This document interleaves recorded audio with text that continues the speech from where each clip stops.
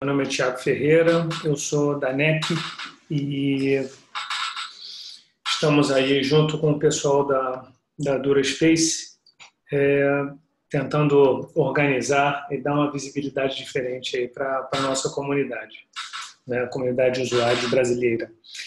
Vocês estão me ouvindo bem? Podem responder aí no chat, se estão conseguindo ouvir, sem problemas. Obrigado, Ângela.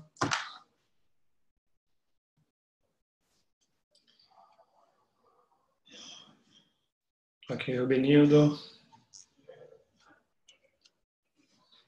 Bom, o Rodrigo ainda não conectou, obrigado, Denilson. O Rodrigo ainda não conectou a parte do áudio dele, e aí eu vou fazer aqui agora uma introdução rápida, né, até para que ele consiga fazer a conexão aí, a gente não atrasar mais o início desse webinar. Ok? Bom, primeiramente, bem-vindos aí ao primeiro webinar de 2019 da Comunidade Brasileira de Usuários da Space. Hoje a gente vai ter o Rodrigo Garcia apresentando a Biblioteca Brasiliana Gita e José Mindlin, suas implementações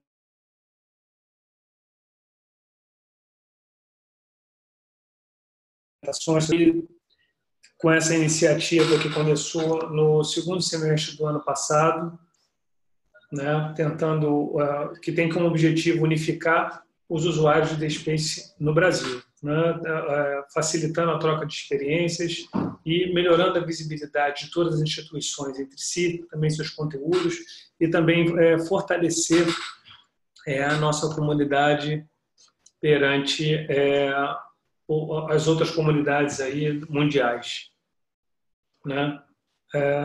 A nossa plataforma hoje de comunicação é o Slack, né, que tem um canal hoje dedicado à comunidade brasileira dentro da plataforma da própria DuraSpace. Então, dentro do canal Slack da DuraSpace tem um canal da comunidade brasileira, né, que já tem bastante gente. A gente está tentando lá trazer um pouco dessa troca de experiências, e também temos um espaço específico para a comunidade brasileira dentro da Wiki da DuraSpace, que é onde a gente coloca os conteúdos, onde a gente coloca os vídeos desses webinars, né? Então lá vocês podem achar uma série de informações também e contribuir com conteúdo e informações.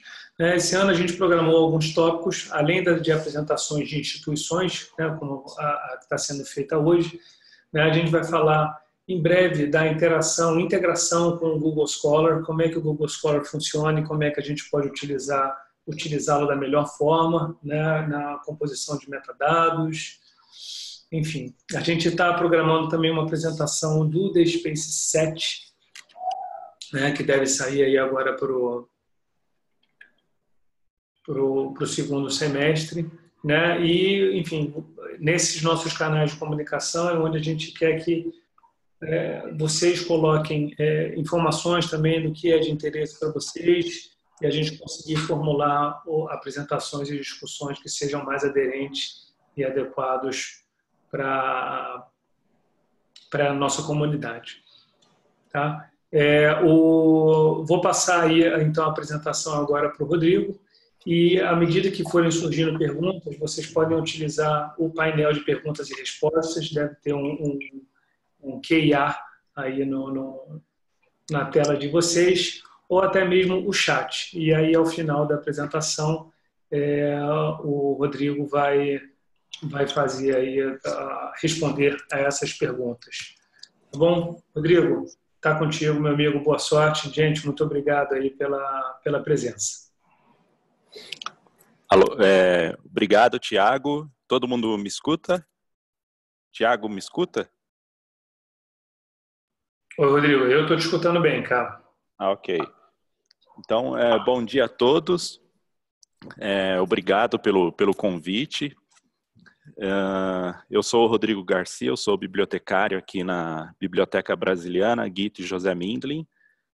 E eu vou mostrar para vocês o trabalho que a gente teve aqui com a biblioteca digital, utilizando a plataforma DSpace. Então, eu vou iniciar aqui a apresentação. Bom, eu vou falar um pouquinho da Biblioteca Brasiliana. Ela foi inaugurada em 2013, né? Ela é um órgão da Pró-Reitoria de Cultura e Extensão Universitária. O projeto, todo o projeto de construção do prédio e tudo mais, se iniciou lá em 2005, né, com a intenção de abrigar a coleção reunida pelo Casal Mindlin. A gente tem aqui cerca de 32 mil títulos, que correspondem a mais ou menos 60 mil volumes aproximadamente. A gente ainda está no processo de catalogação e tombamento dessas obras. Dentre as finalidades da biblioteca, lá no seu regimento, né, está lá que é proporcionar irrestrito acesso ao seu acervo digital ao público em geral, né? Esse projeto de digitalização ele começou ainda em 2007, antes mesmo da construção do prédio. Então, ainda lá na casa do Mindlin, que se iniciou esse projeto de digitalização do acervo. E então houve toda a biblioteca digital em si, ela nasceu antes da conclusão do projeto arquitetônico e inauguração da biblioteca.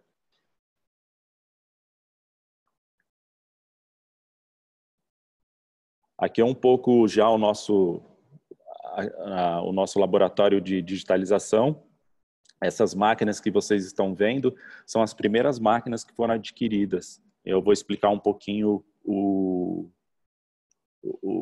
os prós e contras que essas máquinas têm, porque depois foram adquiridas outras. Aqui são essas máquinas antigas. Então, vocês podem ver aqui na primeira imagem que ela tem umas presilhas que seguram a página do livro. Isso para o que a gente tem hoje mais definido sobre o trabalho de digitalização e para fins de preservação digital, isso é uma interferência na imagem. Então, hoje a gente não faz mais dessa forma. Mas as primeiras... o trabalho de digitalização aqui na biblioteca, né, foi bastante pioneiro. Então, esses pequenos erros a gente foi corrigindo durante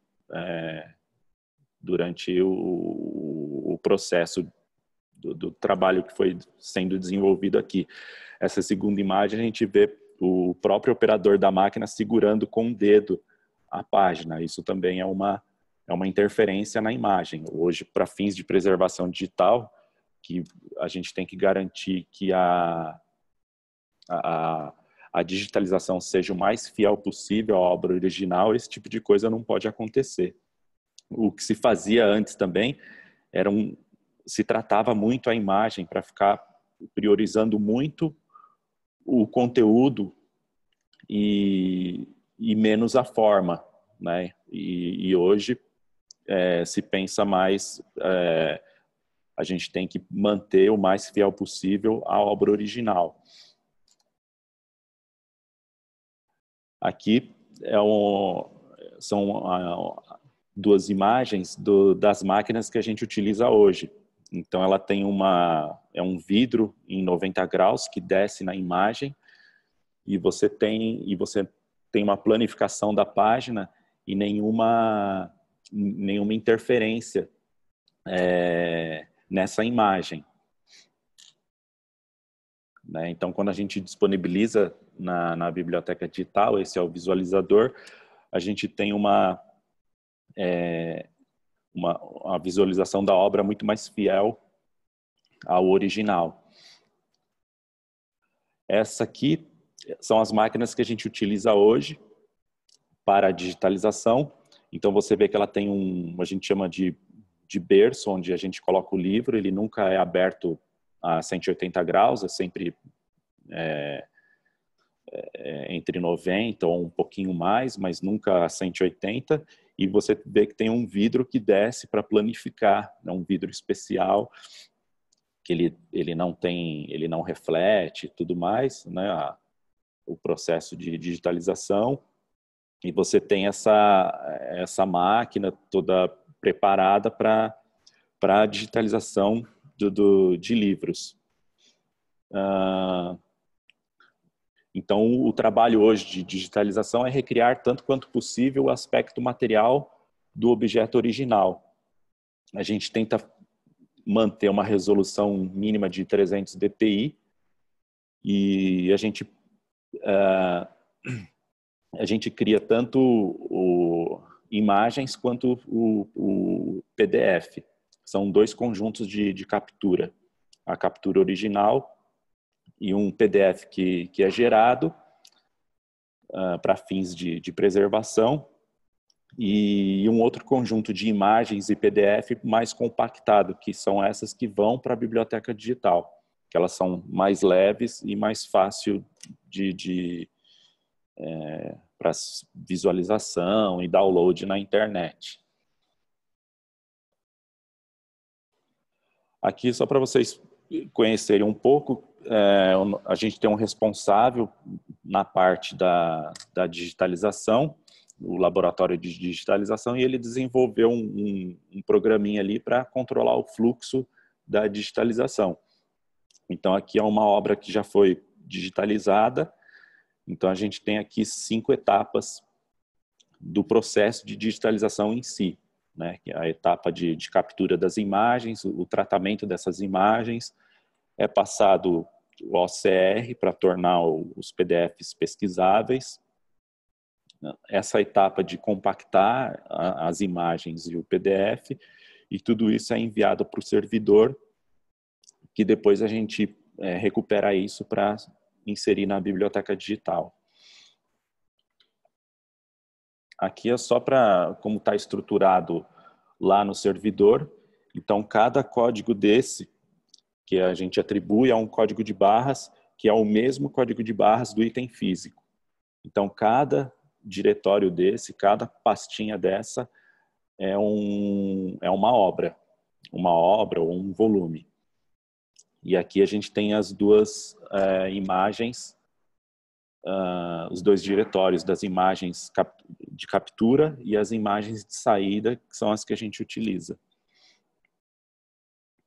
Aqui é um exemplo das imagens que foram capturadas, né?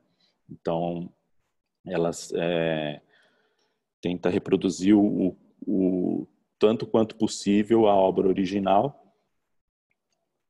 e são armazenadas. E aqui já são as imagens tratadas, né? Que aí é feito todo o recorte, visto a questão das cores e tudo mais, né? É feito esse trabalho de tornar a imagem o mais próximo possível do original. Bom, aqui é um exemplo que eu costumo apresentar também, que tudo que a gente utiliza aqui, que foi utilizado e adquirido para o projeto, são ferramentas de não open source, né? Mas existem tanto hardware quanto software open source, né? Open hardware, tem scanners open hardware, tem uma iniciativa bastante interessante que é o Diebook Scanner, que eles desenvolvem toda uma plataforma de digitalização open, né? E utilizando computadores de baixo custo e tudo mais. Então, é bem interessante pesquisar e saber um pouco mais dessas iniciativas, assim, que é possível você fazer um bom trabalho de digitalização a baixo custo também. Bom, aqui é a nossa nova plataforma da Biblioteca Digital. Ela é um DaySpace, versão 5.5, né? Foi a que a gente trabalhou. Ela é mais responsiva do que a anterior. A anterior, que foi desenvolvida, ela também era um DaySpace. Se eu não me engano, era uma versão 1.6, que foi trabalhada por uma outra equipe. E o que aconteceu?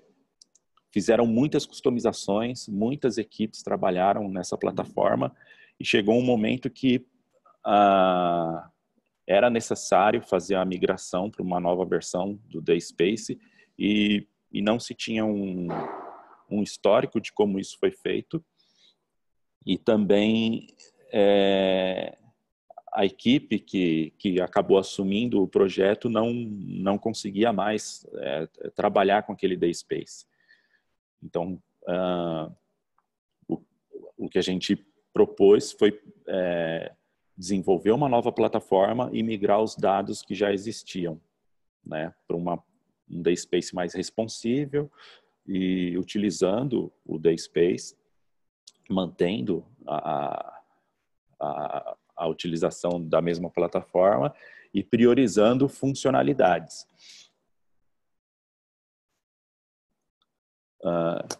Então aqui é um exemplo de uma coisa que hoje a gente consegue fazer e que na antiga a gente não conseguia, que era escolher a imagem de destaque para o registro bibliográfico.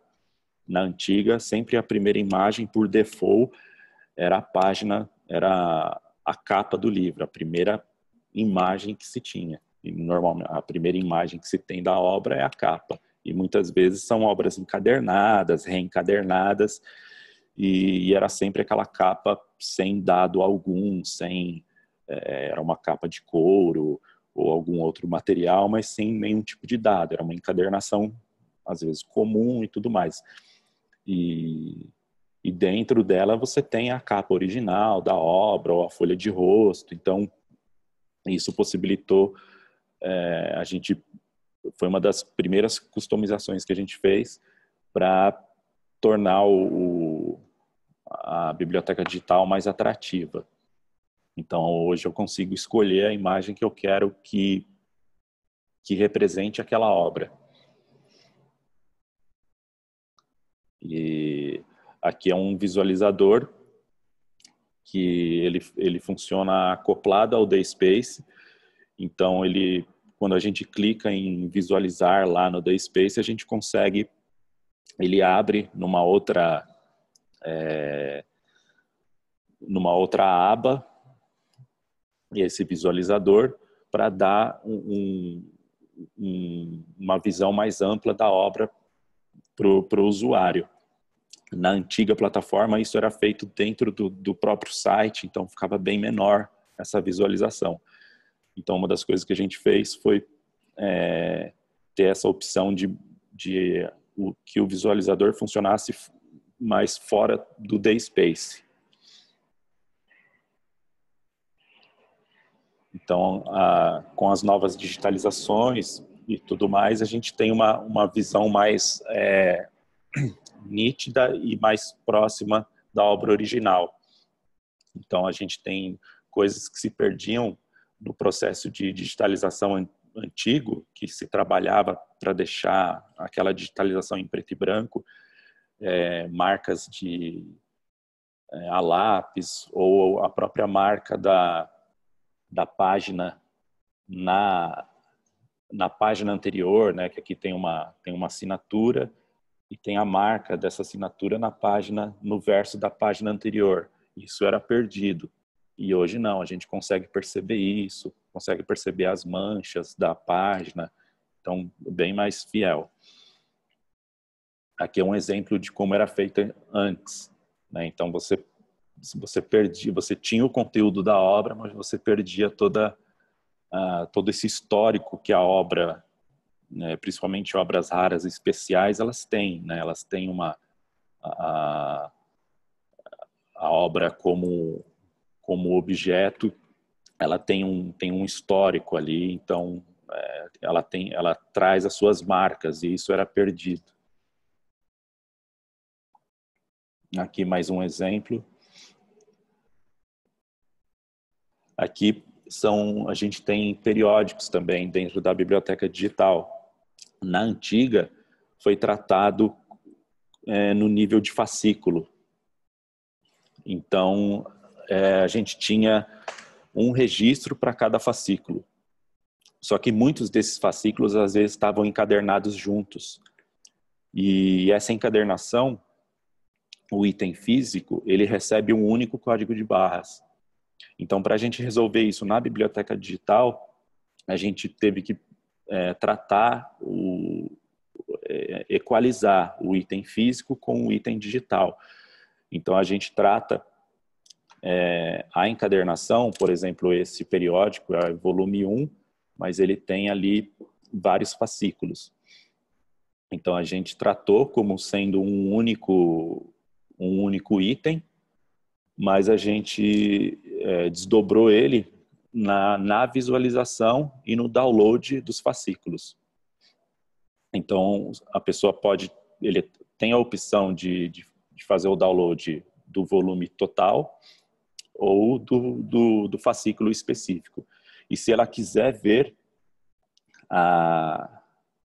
um fascículo específico, essa foi uma das outras customizações que a gente fez, que aí a gente consegue selecionar qual fascículo a gente quer ver. Né? Isso a gente resolveu acrescentando um metadado no registro. Bom, atualmente o site público tem aproximadamente 3.450 obras, né? Desde da retomada da biblioteca digital, 770 novas obras foram adicionadas, e o que a gente fez foi reorganizar os periódicos, né? Isso impactou um pouco no número de registros dentro do DSpace, mas aqui a gente tem um número de 172, são 172 periódicos e não fascículos. Fascículos daria um número bem maior. Bom, o que a gente fez e como a gente trabalha? A gente tem a gente faz a catalogação no sistema Aleph, que é o nosso Daedalus aqui, o nosso catálogo da USP, das obras, em formato Mark 21 e tudo mais. Só que dentro da biblioteca digital a gente trabalha com Dublin Core. Então foi desenvolvido um sistema, uma aplicaçãozinha bem simples, que ela puxa via harvesting o registro que eu quero. O único dado que eu acrescento, que é um dado que não vem no registro, que é um dado local, que é o código de barras. Esse dado a gente acrescenta e a gente gera o arquivo de exportação. Então, esse sisteminha, ele faz a importação do registro MARC e já converte para Dublin Core. A gente fez um depara dos metadados. Então, é isso que a gente pega esse arquivo XML e faz a importação dentro do DSpace.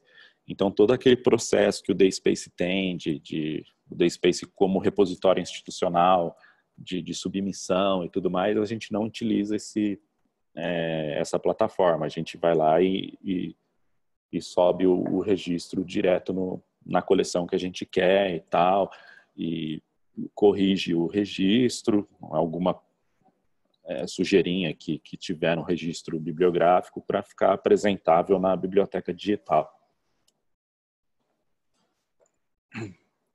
Bom, uma das coisas que a gente estabeleceu aqui também foi um workflow para a digitalização. Então, todo o tratamento técnico do material, né, o controle via o código de barras, o controle de empréstimo e devolução para os laboratórios de conservação e digitalização, porque tudo que vai para a digitalização necessariamente antes passa para a conservação. O controle desses arquivos no servidor, no storage, né, o controle dos registros bibliográficos na biblioteca digital, e a partir da adoção de um único código para o item físico e o item digital, né, se estabeleceu esse link entre o analógico e o digital.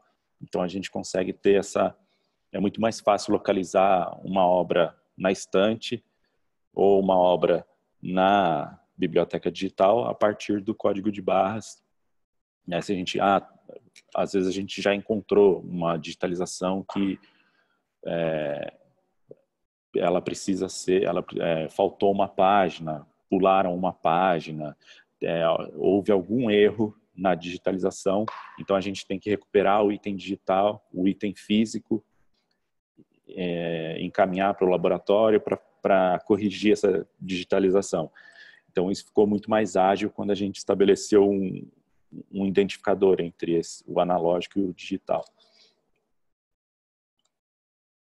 Então a gente tem essa rotina de importação de registros bibliográficos. Então toda semana novas obras a gente vai acrescentando à biblioteca digital. Esse upload dos arquivos digitais, e a gente faz esse gerenciamento das coleções digitais dentro da biblioteca digital, né? O que é livro, o que é periódico, e outros materiais que tem ali, mapas e tudo mais. Ajustes na visualização, que é aquela questão do item ser representado por uma imagem que represente melhor a obra, né? A gente faz o link entre as obras volumadas e seriadas, né? A pessoa chegou num registro, é uma obra que tem mais volumes, a gente tem ali um metadado que leva para os outros volumes, e essa correção de detalhes e qualquer detalhezinho que for necessário. Bom, o que a gente digitaliza? São as demandas de usuários. Muitas vezes a gente recebe solicitações de todo o Brasil, as pessoas pesquisam ou pesquisam no Daedalus ou sabem que essa obra existe aqui na biblioteca, elas pedem a digitalização, ou o próprio pesquisador veio aqui na biblioteca, ele não tem tempo de vir, às vezes é um pesquisador de outra localidade e tudo mais, ele precisa continuar sua pesquisa, então ele pode solicitar a digitalização. As indicações de especialistas em pesquisa, dos bibliotecários, os nossos próprios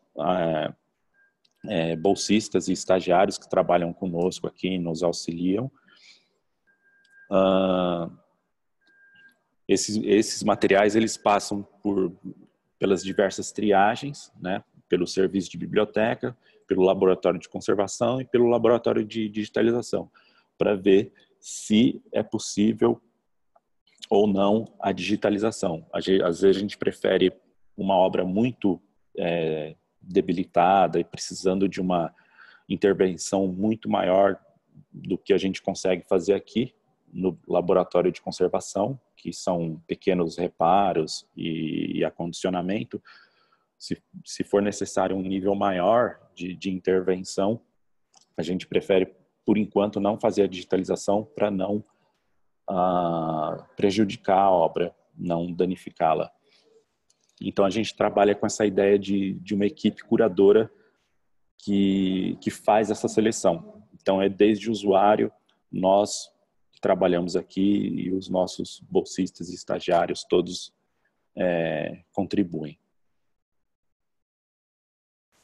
Então tudo isso que eu expliquei foi uma fase de freio de arrumação, que a biblioteca digital ela estava um pouco estagnada e foi todo esse processo para retomar a biblioteca digital e que novas obras fossem inseridas no DaySpace. Bom, como a gente fez isso, né? Então, a biblioteca, a gente é uma equipe bastante reduzida, né? Então, acho que é uma realidade de várias instituições atualmente. E o que a gente fez? A gente entrou em contato com a Superintendência de Tecnologia de Informação de São Carlos, que lá eles já tinham um know-how de desenvolvimento de bibliotecas digitais. A biblioteca de teses e dissertações da USP foi desenvolvida por eles lá. Então, a gente passou toda essa demanda, a gente fez um projeto de trabalho, né, do que a gente precisava, e foi uma experiência bastante rica, assim, porque a gente conseguiu trabalhar à distância com eles de uma forma bem interativa, foi bem, acho que contribuiu tanto para nós quanto para eles essa interação. Então foi feita toda esse desenvolvimento da nova instância em DaySpace, né? A gente priorizou customizações mínimas para não impactar as atualizações da nova plataforma e o uso de alguns APIs. A redefinição dos metadados que a gente queria importar e o desenvolvimento desse módulo de importação, que é o que a gente utiliza para puxar os registros do Daedalus, do Aleph, convertê-los para Dublin Core para subir na biblioteca digital. Aqui, né, o porquê do DaySpace. Eu acho que é bastante bastante óbvio, assim, porque é uma plataforma mais adotada por diversas instituições, é uma plataforma consolidada, né, que é mantida por uma comunidade bastante ativa. Então, eu acho bem importante e assim, é uma garantia da gente trabalhar com o DaySpace, porque a gente sabe que ele tem uma boa... é uma plataforma bem consolidada e bastante utilizada por diversas instituições do Brasil e do mundo. Aqui eu peguei alguns dados, né, do diretório de repositórios de acesso aberto. Então, o DaySpace ele é utilizado por mais de 43% das aplicações são em DaySpace, e no Brasil 78% utilizam DaySpace. Esses dados são de setembro de 2018. O diretório, eles mudaram lá a plataforma, alguns dados eles não apresentam mais, eles mudaram a cara, então agora eles só têm os dados eles não têm mais os dados por país, esse tipo de coisa. Mas aí tem lá por linguagem e a plataforma, utilização das plataformas.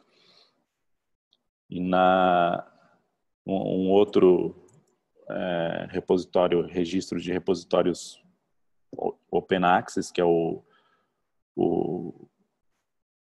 esse ROAR, também mostra o DaySpace, né, é o mais utilizado dentre as plataformas aí que existem.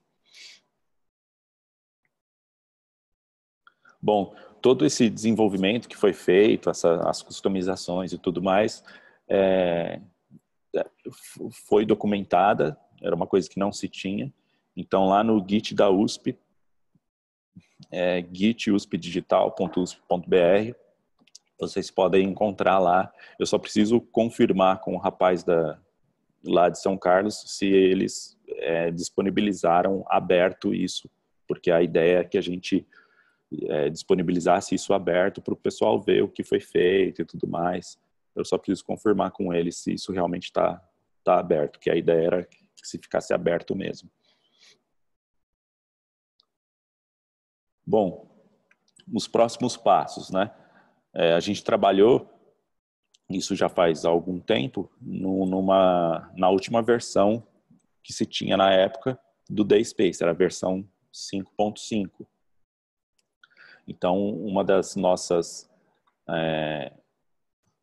próximos passos aí é estabelecer procedimentos para a atualização da plataforma para as novas versões disponíveis. Acho que já tem umas versões, né, já se pensa na versão 7 do DSpace e tudo mais, então é uma coisa que a gente tem que planejar, porque para o nosso pessoal de TI, mesmo o pessoal de São Carlos, não é algo muito trivial fazer essa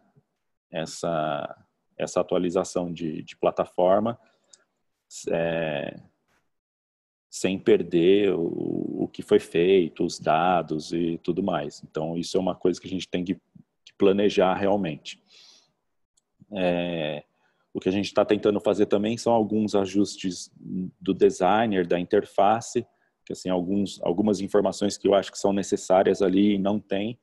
Então, isso é uma coisa que a gente está vendo como fazer também. E coisas mais internas que a gente precisa ter definidas são as políticas de digitalização e uma política de preservação digital aqui para a instituição. Bom, aqui só para apresentar para vocês que tudo que a gente tem feito aqui na biblioteca, principalmente os bibliotecários, a gente tem colocado numa wiki, né, para deixar aí para o pessoal ter acesso e ver como que a gente tem trabalhado aqui e desenvolvido essa biblioteca, que era uma biblioteca, né, que ela está em processo de desenvolvimento. Ainda falta muita coisa para a gente definir aqui. Então, com todo esse trabalho, a biblioteca digital ela passa de projeto para processo e aí ela torna-se insumo para novos projetos, né, experiências e análise em ciência da informação, nas humanidades digitais e entre outros, né? A gente é uma biblioteca prioritariamente em obras das humanidades, né? Então, a BBM ela possui um enorme potencial para se consolidar como centro interdisciplinar de informação e documentação, pesquisa e difusão científica e ser efetivamente um espaço convergente, né, para as mais diversas áreas, né, a biblioteconomia, arquivologia, museologia, conservação e restauro, digitalização, preservação digital, as humanidades digitais, ciências sociais, tecnologia da informação, os estudos brasileiros, né, e muitos outros. Bom, já finalizando, a biblioteca ela tem 6 anos, né, já em atividade. Então, só a título de reflexão aqui, o que a gente nos questiona e muitas vezes a gente leva isso a aqueles que têm a tomada de decisão, né? Qual é o planejamento estratégico a longo prazo para a consolidação como centro interdisciplinar de documentação, pesquisa e difusão científica, né? Quais os públicos que queremos chegar e podemos atingir, definir, formalizar a estrutura geral, o organograma, definir as atribuições de cada setor e de cada função, atentar à regulamentação, às responsabilidades, né? Os recursos humanos, valorizar e ter o reconhecimento institucional, criar parcerias, grupos de pesquisa, projetos interdisciplinares, né? Fazer a BBM ser usada focar na comunicação interna e externa, criar as políticas, as diretrizes, os protocolos de segurança, preservação digital, desenvolvimento das coleções, os usos dos espaços. Então, é fundamental que os tomadores de decisão se sensibilizem e se conscientizem sobre a importância desses e outros pontos para a própria sustentabilidade da entidade. Bom, e é isso rapidamente. Eu tentei ser o mais breve possível para o pessoal que tiver alguma questão aí para a gente conversar. Eu passo a palavra aí para o Thiago. Opa, valeu, Rodrigo. Cara, muito bom. Obrigado aí pelo seu tempo, pela sua disponibilidade aí em apresentar e parabéns aí pelo projeto. Tá bem bacana, né? E eu acho que tem sempre, né, esses desafios e um potencial muito grande para a gente ir melhorando e trazer uma visibilidade melhor aí para essa biblioteca aí que é tão bacana. Isso. Rodrigo, a gente tem aqui já duas perguntas. A primeira pergunta foi a do Fábio Rosa, que ele queria saber quais foram as APIs utilizadas nesse projeto aí da BBN. Tá. Bom, o que a gente utilizou basicamente foi o visualizador, que é o mesmo visualizador lá do Internet Archive. Ele é uma aplicação, é open também. Então, você entrando lá no Open Library, Internet Archive, é o Book... eu não vou lembrar o nome, mas... É o leitor de livros, né? É o leitor de livros. Então, isso foi o que a gente utilizou. Então, quando a gente clica ali em visualizar no nosso DaySpace, ele abre esse visualizador. Legal. Basicamente foi esse. A outra aplicaçãozinha, ele trabalha totalmente fora do DaySpace, né? A gente só usa para puxar os metadados. Ele roda na própria máquina. Legal. Bom, tem uma outra pergunta aí do Alexandre Feitosa. Ele queria que você pudesse falar um pouco sobre a parte de estatísticas, né? Os relatórios estatísticos. Se vocês utilizam do DSpace, se vocês utilizam alguma outra ferramenta. Ah, tá. A gente usa o Google Analytics para dados estatísticos de acesso, mas a gente não chegou a implantar o que o DaySpace tem. É o Google Analytics. Aquela integração padrão do DSpace que você coloca, quer dizer, cria uma conta lá no Google Analytics, coloca o código lá no DSpace config e ele passa a registrar, né? Isso, a gente usa isso. Eu até gostaria de testar, ver como... Mas aí tem que ter como a nossa prioridade maior era disponibilizar a ferramenta para uso, para subir novas obras. Então, a gente priorizou mais isso, a ferramenta funcionando. Essas outras coisas que o DaySpace vem e agrega, né, a questão de acessos, e ele tem essas funcionalidades também, a gente não chegou a trabalhar elas, mas é uma possibilidade também. Por enquanto, a gente tem usado o Google Analytics também. Beleza. Tem uma outra pergunta que chegou aqui agora da Paola. Ela está perguntando como é tratado a parte de copyright. Então, a gente só digitaliza o que já está em domínio público. Então, o que está em domínio público é uma das coisas que a gente passa pela triagem, né?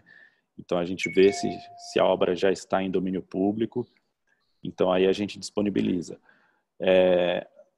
Uma obra ou outra que esteja lá na biblioteca digital e que não esteja ainda em domínio público foi por autorização do autor ou da editora, ou por própria solicitação. Tem um periódico que se chama Mapa. Ele tem 3 volumes. Foi o último periódico que eu subi. Ele ainda não está em domínio público, mas o editor daquele periódico ele solicitou que fosse disponibilizado. Então isso a gente pede por escrito e tudo mais. Ele encaminha um termo de... Sim, pode dizer. Não, perdão. Pode terminar aí, que eu interrompi a tua resposta. Ah, tá. Então a gente pede um termo de autorização e tudo mais, e aí a gente disponibiliza. Mas basicamente a grande maioria é o que está já em domínio público. Beleza. Tem uma outra pergunta aqui Bom, deixa eu responder primeiro a da Magda. Ela perguntou aqui quando é que a apresentação vai estar disponível. Eu estou te respondendo aqui por texto também, mas a gente vai liberar ela rapidamente, tá? Provavelmente amanhã ela já está lá no espaço da Wiki, né? Lá da DuraSpace, dentro da sessão lá disponibilizada para a comunidade brasileira, tá bom? Tem uma outra pergunta aqui do Miguel Arellano. Ferramentas utilizadas na digitalização. Qual foi o critério de seleção utilizado e quais as normas de digitalização que foram seguidas? Então, Bom dia, Arellano. Tudo bem? Eu não tenho muita informação sobre isso, né? É mais o pessoal, o responsável pelo laboratório de digitalização, que eles têm essa informação. O que eu sei é que nessa troca de equipes, quando um novo funcionário assumiu o laboratório de digitalização, aí o que se tinha de maquinário que foi adquirido, as primeiras máquinas, se percebeu que elas não eram adequadas para o material que a gente tem aqui. A gente tem obras que são raras, especiais, muitas vezes são obras mais frágeis e que aquela máquina que mostrava, que tem até as divulgações que se teve na época, que era a máquina virava a página sozinha e tudo mais, aquilo era muito para o material que a gente tem aqui, elas não são adequadas. Então foram adquiridas essas novas máquinas, aí provavelmente hoje o atual responsável da digitalização fez uma pesquisa e viu que essas máquinas eram essas últimas que foram adquiridas eram mais adequadas.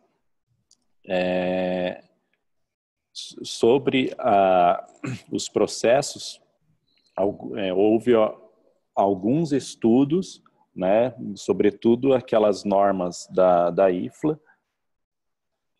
Basicamente o que se segue são aquelas normas da IFLA lá, tentar reproduzir o mais fiel possível a obra original, mas o que falta e que a gente necessitaria realmente de uma parceria e que os tomadores de decisão da instituição se sensibilizassem a isso, é que assim, a gente precisa ter isso bem estabelecido e documentado e principalmente para fins de preservação digital. Hoje o que a gente faz é simplesmente a gente guarda num servidor e ponto, né? Mas o trabalho de preservação digital, né, desde o início do projeto até hoje, hoje se tem uma visão muito mais clara de preservação digital e tudo mais, e é bastante necessário essa adoção de metodologias e processos mais comumente hoje utilizados e e que se realmente preserve isso para gerações futuras, né? Beleza, Rodrigo. Tem mais uma pergunta aqui do Alexandre Feitosa. Está aqui perguntando se existe hoje alguma necessidade por parte da administração do repositório de relatórios gerenciais, né? E se existe, como é que vocês utilizam? Se vocês utilizam alguma ferramenta? Relatórios gerenciais, o que nos solicitam são dados de acesso, basicamente isso. Então, isso a gente consegue... Dados de visualização, essas estatísticas mais simples, né? Mais simples, isso é o que nos solicitam. Então, basicamente, a gente usa o Google Analytics para isso. Beleza. O André Luiz de Alcântara perguntou aqui o nome da API de visualização. É um leitor de livros, ou leitor de PDFs lá do Internet Archives, o André Luiz. Tô certo, Rodrigo? Isso. Depois eu posso até ver aqui.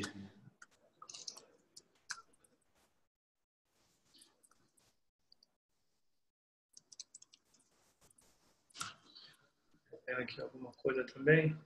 Tem um book reader. Achei. Isso, é isso? É o book. Vou mostrar aqui. É esse aqui. O pessoal está visualizando. Beleza. Então foi esse que foi utilizado. Ok. André, eu vou colocar aqui também, vou pegar esse link aí e vou colocar também lá depois da apresentação, junto com a apresentação, esse link aí para vocês também terem acesso. Ok? Mais alguma pergunta?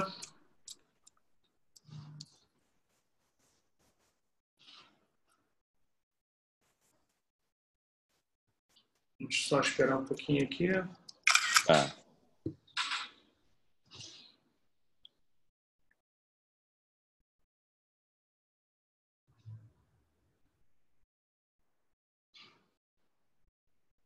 Bom, acho que não temos mais perguntas, né? Então, Rodrigo, agradecer aí mais uma vez, né, a sua disponibilidade, a sua apresentação. Foi bem legal, dá uma visibilidade aí legal para a gente. E eu acho que essa troca de experiências, né, e esse conhecimento disseminado, que às vezes fica muito preso, a gente não tem esse canal, né? Então, acho que a gente está aí cumprindo o nosso objetivo, né, aos poucos, né, e que a gente consiga angariar aí mais pessoas para apresentar mais coisas, trocar mais experiências, né, distribuir aí o código como vocês já fizeram, vocês aí da USP já fizeram com o Corisco, né, há algum tempo atrás e estão fazendo aí com a BBM. Né? Então, deixar aí o agradecimento e o fortalecimento aí da nossa comunidade. Vamos em frente. Ok. Eu agradeço a oportunidade, né, de estar mostrando aqui um pouco do nosso trabalho e todo mundo aí pode entrar em contato e a gente está à disposição aí a todos. Ok? Agradeço a oportunidade. É isso aí, pessoal. Amanhã esse material já vai estar liberado, tanto o vídeo que está gravado, quanto a apresentação aí do Rodrigo e mais algumas informações, como essa da ferramenta de o leitor de livros, né, e alguma outra que vocês possam solicitar e o Rodrigo possa disponibilizar para a gente. Tá bom? Muito obrigado, um bom dia para todos aí e até o próximo webinar. Até, obrigado. Bom dia a todos.